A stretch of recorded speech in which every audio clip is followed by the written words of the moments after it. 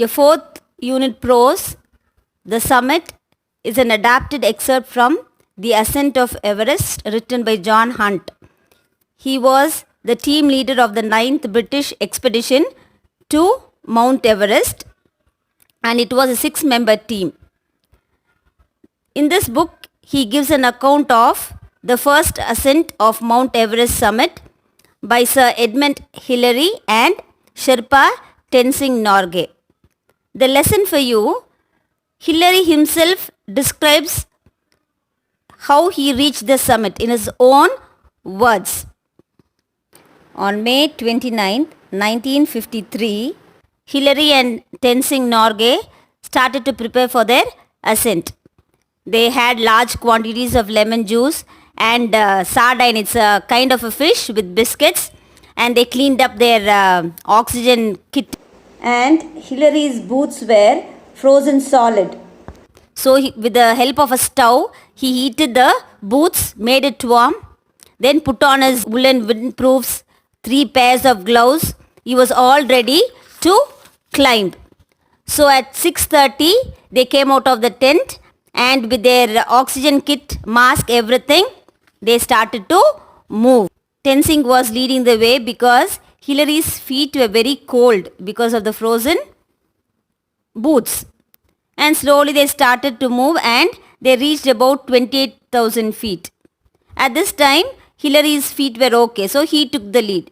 Both of them started to move slowly, little by little.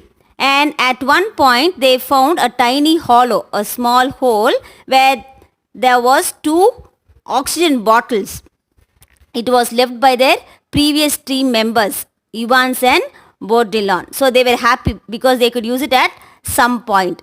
So they started to move. It was a dangerous climb. The ridge was very sharp. And sometimes Hillary used to slip, go back a 3-step downwards, and then once again he started to move. So it was not a very easy way of moving.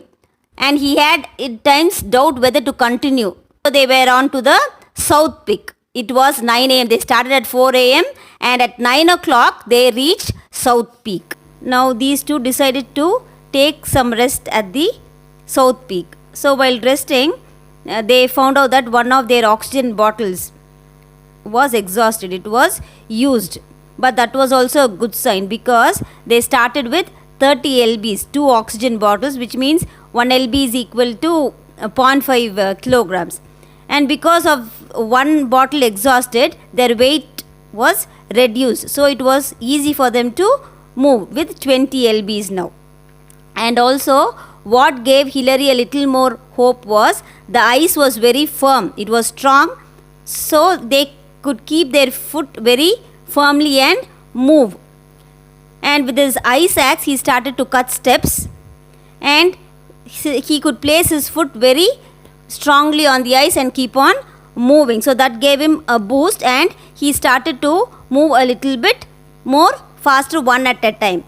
And while moving, what Hillary did, he started to cut small steps while Tenzing was belaying him. What do you mean by belaying is, you will have a rope tied or protected to one end of the climber. That is, Hillary was just through a rope with all the protective measures were tied to it, and he had all the screws and all, and he kept on climbing and started to cut steps there.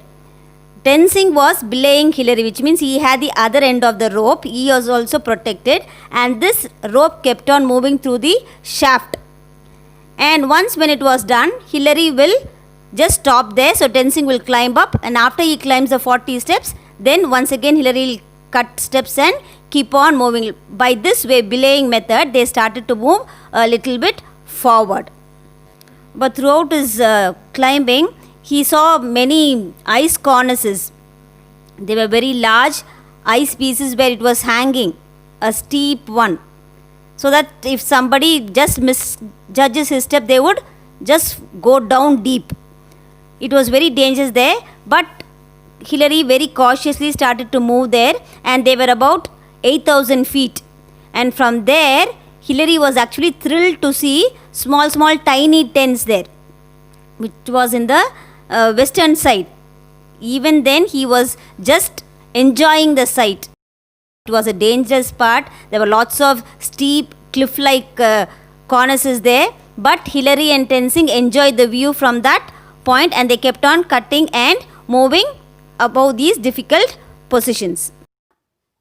And on the east side, they had to cross a 40 feet crack. It was between the cornice and the rock. Anytime the crack would split open. So it was very dangerous.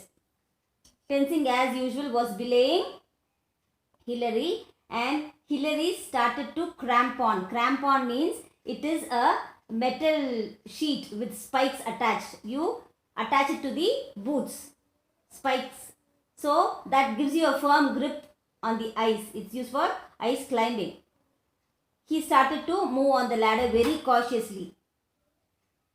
Carefully he was moving. He was crawling actually, using his shoulders, knees, arms. So very carefully he started to move. But steadily he was going on. And after he reached the other side, it was Tenzing's turn now.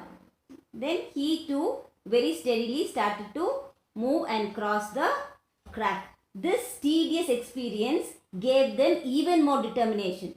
They wanted to reach the summit. Anyhow, they've come so far, and they decided they had to touch the summit. Now they started to move on the ridge, and this last leg of their climb was even more difficult. There were great cornices on both the sides, on the left, on the right. They kept on cutting. They had to be very careful because any misstep would be disastrous. So very carefully they kept on using their ice axe, cutting back, cutting around them, making steps, and slowly they started to move. Time was dragging. Everything looked grim now, and Hillary was physically as well mentally tired. He had lost some of his enthusiasm, but something in him made him to move. Something pushed him forward. And so when he just raised his head, he could see the ridge drop down. So he understood, oh, that is your summit. We have come near the top. And so with this, he started to move very slowly, and finally they reached the top. They were on top of the world, literally. So the first thing that came to Hillary's mind when he was standing on the top was, God, I don't have to cut anymore. I don't have to crawl. Nothing so dangerous anymore. That was the first relief. And then they understood what they had done. They had conquered the invincible mountain. These two heroes had conquered Mount Everest. They were the first one to stand on top of Mount Everest. He could see Tenzing grinning amidst his goggled glasses, his mask, everything. He could see his face smiling. They were so happy, overjoyed. They embraced each other, and it was 11:30 now. 9:30 they started from the rest, and it has taken 2.5 hours. It was such a long time for them. They didn't know, but now they were on the top of the summit. These two men now started to look around them. The beautiful scene, the ranges of Nepal, Kanchenjunga, everything seemed so wonderful. All their tired, their struggle was forgotten. He just took photographs of it, and it was just 10 minutes there, and then they understood that they were losing their oxygen. So they started to move. They had to prepare to get down. Before that, Tenzing was a Buddhist, so he wanted to thank his God for being with him all through his way. So he made a hole and placed his offerings. That was biscuits, chocolates, whatever he had. It was just a thanksgiving to his God. Hillary also had something to give. His team leader, John Hunt, was so confident in Hillary. He believed that he would do it. So he had given him a crucifix, and he had asked him to keep it on the summit. So he took it out. Hillary took that crucifix. He made a hole and placed the crucifix in the hole. And after 15 minutes, they started to descend. They understood that their oxygen supply was diminishing, so they had to go down fast. So very carefully with their spiked shoes, they started to firmly go down the mountain.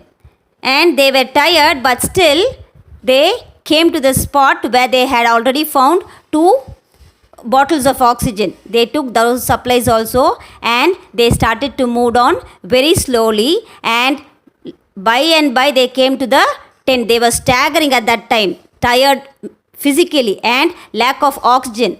And when they neared the tent, their 2 team members, George Lowe and Wilfred Noyes, they were just welcoming them with hot soup and the much needed oxygen. So they were given all that. They were refreshed now, and finally their deed being done, they crawled into their tent and they slept fitfully because they had achieved something great. This lesson is given to you not just to know how Hillary reached the summit. According to the team leader John Hunt, he says that these 2 men had shown the spirit of comradeship, friendship, understanding, teamwork, and being together in times of difficulties. So all this had been their firm attitude towards the victory. Like that, our life is an adventure. Each day is an adventure. We have our goals, our aims. It always needn't be Mount Everest. A hillock will also do. It's not the size that matters, but how we go through it. Our aim, keeping it on mind, our dreams. So go for it with determination. Never give up. Never settle for second best. And always remember, we are not alone. We are in a society. So depending on one another, understanding one another, not hurting their feelings, helping them or helping our teammates in time of troubles, the team spirit. So with this spirit, we can move on and reach our aim, our dream, and nothing would be impossible.